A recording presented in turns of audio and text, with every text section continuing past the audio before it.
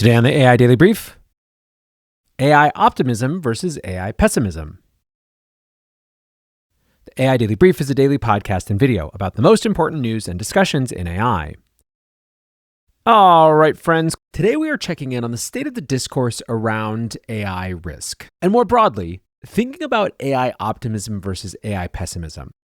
Now, in that context, if I told you that someone had produced a commercial about AI, where the first few images are smash cuts of a burning building, a set of gravestones, and mass surveillance, plus a bunch of people being stressed out because they lost their jobs and some homeless people, you might guess that that was a political ad by some anti-AI group, right? But in fact, it is not. Instead, it's the first set of images from a new ad from Anthropic. Now, the theme of the campaign is the idea of there being hope in hard questions. That's their phrase. And so what the ad actually is a set of very hard questions about AI taking our jobs and whether or not AI can be trusted. That's where that visceral negative imagery comes in at the beginning, moving to a set of more optimistic or positive questions. Like, could AI help me build more connections in the community? And could AI help more people feel understood? Now, on the one hand, I will say that I understand what the goal of this content asset is. It's to try to meet people where Anthropic imagines they are and acknowledge the hard stuff before pushing on into the good stuff. And yet, in practice, I think it is spectacularly tone-deaf and completely fails to acknowledge the way that people actually receive media. It is a perpetuation of this long-term fetish that AI companies have had with quote-unquote acknowledging all the bad sides and the risks, rather than just selling the positive vision. And blame it on attention spans or anything else, I think most people who see this aren't going to make it past the first few seconds where it's all burning buildings and gravestones. Now, I want to be clear, others were in disbelief as well. Sam Altman, who yesterday seemed to wake up and choose violence on Twitter, retweeted the ad and said, "I thought this was satire." And I thought this was an interesting jumping off point for a larger conversation about how some of the AI societal concern discourse is evolving. Because over the last week or so, we've actually gotten a couple different examples that show what I think is a more positive direction in the practicality of that discourse. The first example of this is a new petition on the AI economy that was signed by 16 Nobel laureates. Now, if you've been paying attention for a while, you'll know that petitions calling for drastic AI policy change don't necessarily have the best track record. Maybe the best known was back in March of 2023 when the Future of Life Institute issued their AI Pause open letter, which called for an immediate 6-month global pause on AI training for models more powerful than GPT-4. If the AI labs wouldn't voluntarily commit, the letter demanded that governments step in. The letter was deeply informed by the AI safety movement and concerns of X risk, i.e. the risk of extinction, and loomed in the regulatory conversation over the following year. Now, part of the reason that it didn't have all that much resonance is that the risks that they were talking about were so clearly disconnected from the state of the technology at that GPT-4 moment that for most casual observers, the response didn't really seem connected to the state of the moment. Now, ultimately, nothing much came of the AI Pause movement other than a group of dedicated adherents that carried the message forward. This resulted in entirely grounded and realistic works like the book, If Anyone Builds It, Everyone Dies, released last year. Another effort to stymie AI development sprang up earlier this year, again led by the Future of Life Institute. This time, the petition was called the Pro-Human AI Declaration and focused on guidelines for ensuring that AI development was human-focused. It featured a string of restrictions around the well-being of children, limits to the data center build-out, and the preservation of human agency and liberty. The most notable part of this effort was the broad cross-section of signatories. Both Steve Bannon and former Bernie Sanders staffers found themselves in a secret meeting to hash out the details of their demands, ultimately signing up for a common cause. Now, there are a number of big issues with these types of petitions. One is that the entire premise of an open letter signed by a group of so-called experts could not be more out of sync with the tenor of this moment. Now, I'm not sure that open letters have ever been a particularly potent political force, but the idea of a closed-door meeting with a group of experts, even ones that represent a wide cross-section of politics, being against something is almost as scary and abhorrent to most as a closed-door meeting of a group of experts across a wide political spectrum being for something. Now, another issue with these petitions has been their lack of support within the AI industry itself. They've been presented as having Nobel laureates and AI experts as signatories, but when you take a closer look, the Nobel laureates are usually basically just Geoffrey Hinton, an early pioneer of AI research who has become one of the leading voices of AI doomerism in this era, and the so-called AI experts are typically the group of internet bloggers who have made a career out of spinning science fiction into prophecies of AI doom. More than that, the arguments usually aren't meaningfully connected to the actual state of AI technology. In other words, it's not that the concept of AI having some catastrophic possibility is completely out of the question for most people. It's that having the conversation start from a place that is completely unmoored from reality does no one any favors. And that's what makes this new letter somewhat different. Produced by the Stanford Digital Economy Lab, this petition is solely focused on the economic impact of AI that is beginning to unfold. It's titled, "We Must Act Now, a Statement on AI's Transformation of the Economy," and calls for urgent preparations for the economic impact of radically more powerful AI. The statement warns that AI could drive an economic transformation larger than the Industrial Revolution on a vastly shorter timeline, and urges economists, policymakers, and technology leaders to prepare. The effort was led by Erik Brynjolfsson, a Stanford professor and director of the Digital Economy Lab.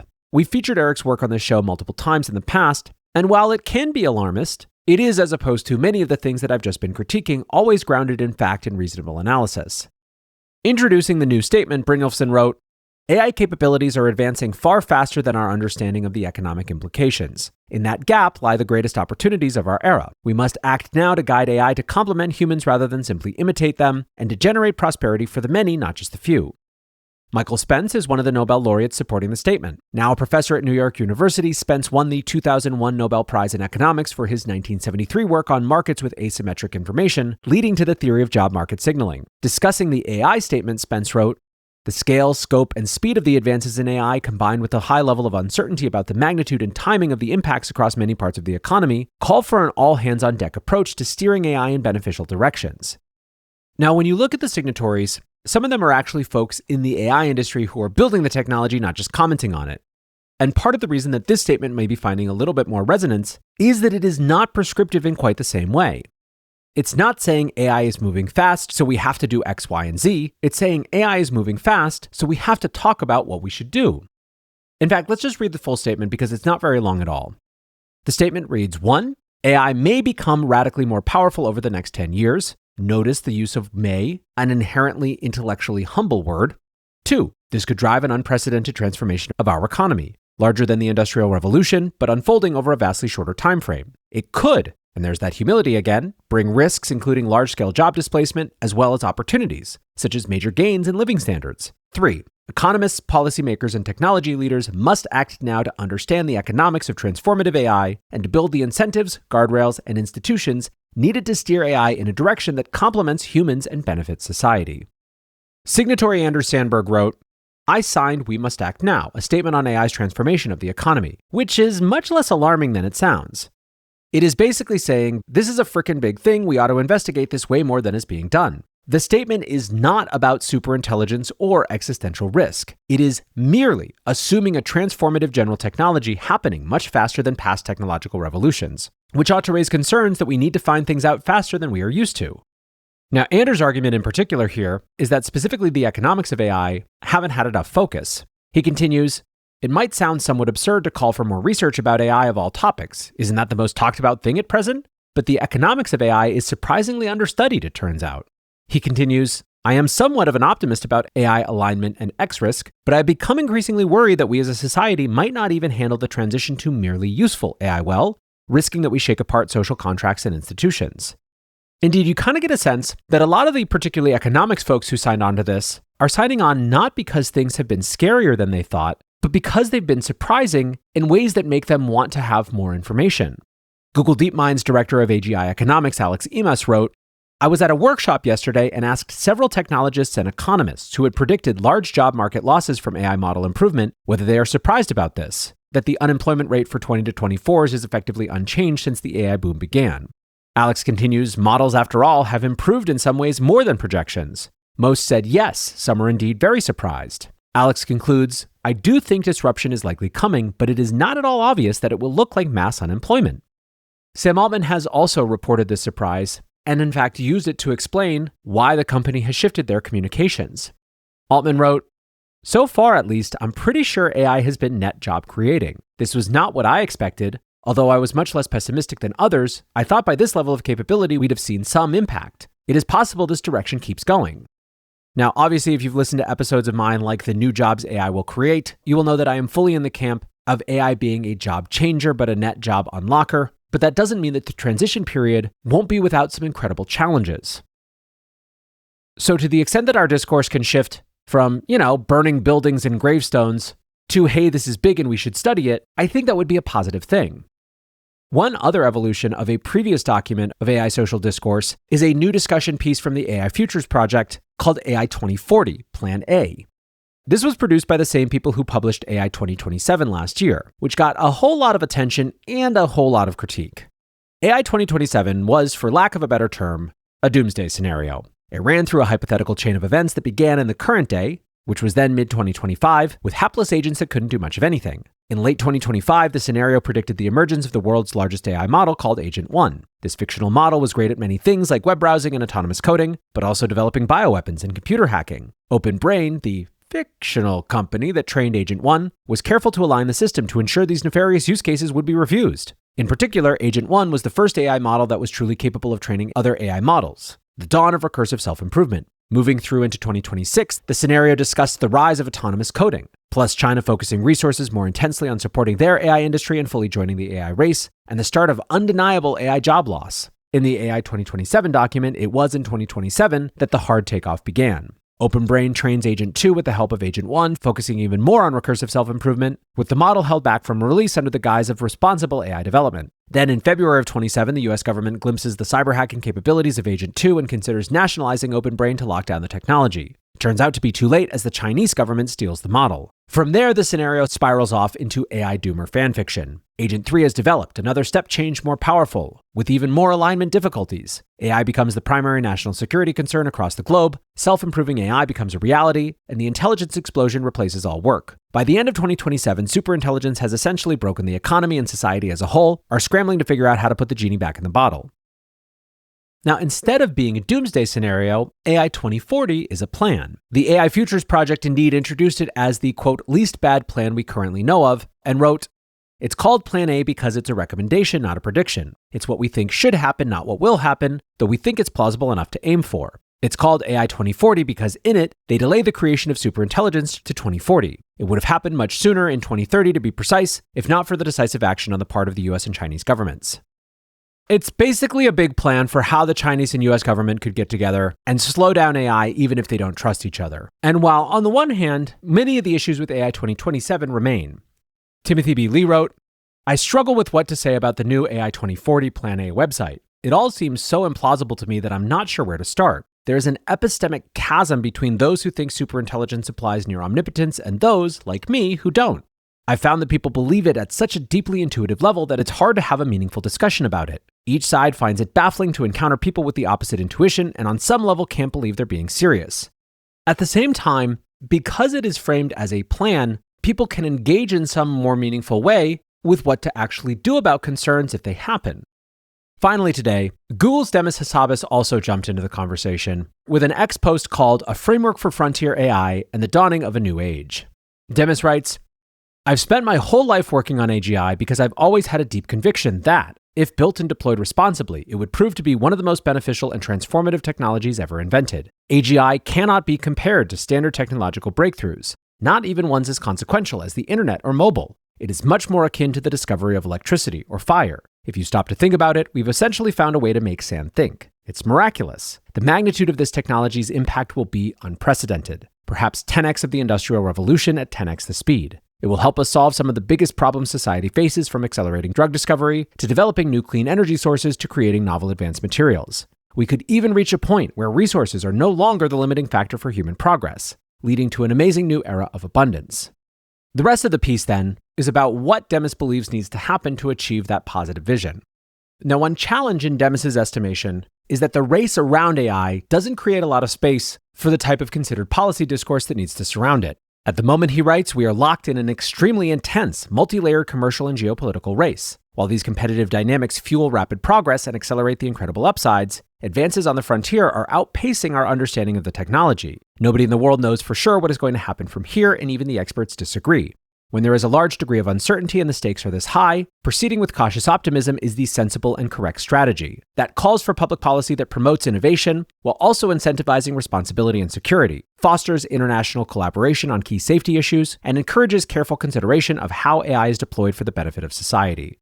From there, Demis advocates for a new framework frontier AI standards. One he suggests that could establish a new standards body, modeled on a federally overseen public-private partnership or self-regulation organization, much like the Financial Industry Regulatory Authority, or FINRA. The standards body, he suggests, would be responsible for developing assessment protocols and working with appropriate federal agencies in the U.S. national labs to conduct testing in areas relevant to national security. A model, he says, would qualify as frontier class if it meets certain thresholds on a set of benchmarks determined by the standards body and regularly updated to keep pace with evolving AI capabilities. He suggests that the frontier labs would share models voluntarily with the standards body for review up to 30 days before release. And basically, he's articulating a sort of formalization of the kind of ad hoc process that the White House has started to wander down over the last month or so. Now, many commented on the tone of optimism in Demis's piece. Chubby Kimonismus writes, Demis Hassabis has written a piece about AGI, and rarely has he sounded so optimistic. The golden future of science lies ahead of us, and we are on the threshold of the singularity. Microsoft's Mustafa Suleyman wrote, fully support this important proposal from Demis Hassabis. The time for us all to act is now. Economist Alex Emas, who we heard from before, wrote, Demis's proposal for a frontier model standards body is an important blueprint for governance as AI begins to impact almost every aspect of society. Developing a rigorous pre-release testing framework is critical for the collective stewardship of this transformative technology. Others are less sure. Saiho writes, TLDR, maybe we should regulate AI, corpo slop padded with techno-messianism. Getting at the same idea with fewer made-up words, investor Andrew Steinwald wrote, Demis is a super genius and I respect the hell out of him, but having the US regulate anything around AI just spells doom for the entire ecosystem. If the US does regulate AI, then we can kiss our slight lead goodbye and welcome our future Chinese AI overlords. A few days ago, Google DeepMind's Seb Krier wrote something that I think does a lot to explain different people's reactions to this conversation. He wrote, the reactions to prescriptions about AGI have less to do with being AGI pilled or not, and more about whether you're more concerned with AI's taking over, X-risk, companies taking over, anti-capitalism, or the abuse of power by empowered governments, anti-authoritarianism. Singularity University's Ramez Naam writes, I'm firmly in the third camp. And making the connection back to AI 2040, he writes, the basic problem with AI 2040 is that it uses a fictional and speculative doomsday scenario to justify very real surveillance and control capabilities that governments would be certain to use in authoritarian ways well beyond AI safety. It warns against concentration of AI power, but its policy proposals serve to increase the power of the most powerful entities on planet Earth. It completely sacrifices freedom in ways guaranteed to cause harm in an effort to forestall a made-up threat. It proposes safety tools that give governments unprecedented capabilities to monitor, suppress, and manipulate. These tools are intended only to stop the development of overly powerful AI, but once they exist, governments will use them as they please. The authors mean well, but are so convinced of a fictional and unproven threat that they do real harm to the world to prevent it. It would create a world that is less free and less safe in the name of safety for a threat that may not even exist. So clearly there is no consensus here. So how do we make sense of where we are? Honestly, the short of it is that I think even the societal discourse conversation is that I think that there is reason for optimism in the discourse itself. Having watched the AI social discourse since basically the moment that ChatGPT launched, the directionality is extremely clear. The conversation has at almost every turn proceeded to more nuance, more epistemic humility, less a priori prescriptiveness, more openness to possibility, and this last one might just be a vector of more time having passed, more interest in and adherence to the facts as they're actually showing themselves, rather than what people imagined would happen. Look, even the Anthropic ad that I was lambasting at the beginning of this show is trying to drag itself towards optimism, even if I'm not sure it succeeds in practice. In short, I think that the context for useful conversations about AI risks and AI challenges and AI concerns is much better than it has previously been, and that the discourse is much more likely to produce actually useful advancement rather than just vague hand-waving notions of threats or overly dramatic responses. And whatever the context is, it's clear that more people are going to get involved in this conversation. For example, the Vatican is about to host what is effectively a conclave on pro-human AI, featuring Nobel laureates, AI experts, and researchers. If this had been 3 years ago, I would probably cringe at this, but given where we are today, I'm actually interested to see what they talk about. So there you go. In spite of myself, even in this part of the AI discourse that I historically have had huge issues with, I find more room for optimism than I might have thought. Anyways, friends, that is going to do it for today's AI Daily Brief. Appreciate you listening or watching as always. And until next time, peace